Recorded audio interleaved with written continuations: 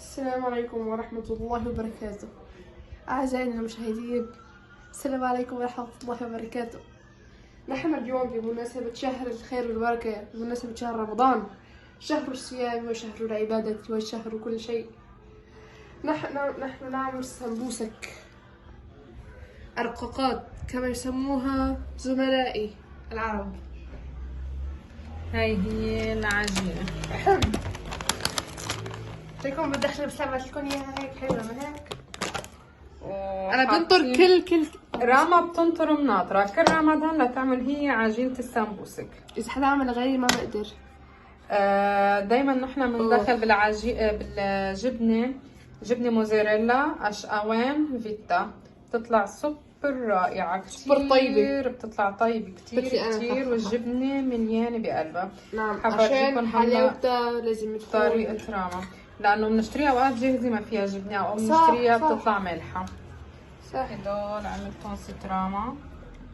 يلا اعملي لنا وحدة مباشرة لنصورها. اوكي، اول شي بنجيب رقاقات، بنبدأ هيك على الصينية ويا سلام.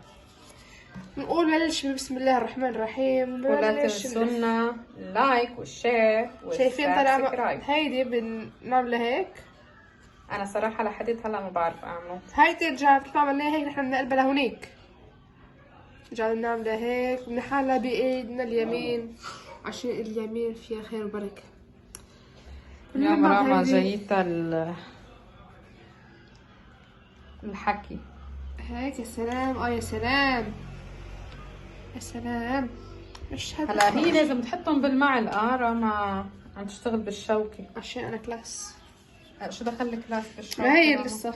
يلا فيديو سريع حتلاقوا فيه كلمات مرخبطة فايت ببعضها، بس ما لانه مشكلة. انتم ما بيخفش على عليكم. فكرة بس هيدي ما أعزائي اخترتي المشاهدين. لجبني راما. بعرف، انتبهتي؟ عشان البيك لايك بيكون محظوظ. وياكلها بيكون محظوظ اما فيها جبنة. اوكي. هون كمان احنا عملنا خلطة الطحين طحين والمي، والمي. وحتى ناخد هون بايدينا هيك. يا حتى راما. سلام، عشاء رمضان. يا سلام، اللهم صل على النبي. ونحن مثل ما عملنا هيك نرجع بردها هيك. وها هي طريقة السمبوسة. يا سلام، اللهم صل على سيدنا محمد عليه الصلاة والسلام. بتشكرنا راما عملت لنا السمبوسك. شكرا راما. عفوا، ما تنسوا اللايك.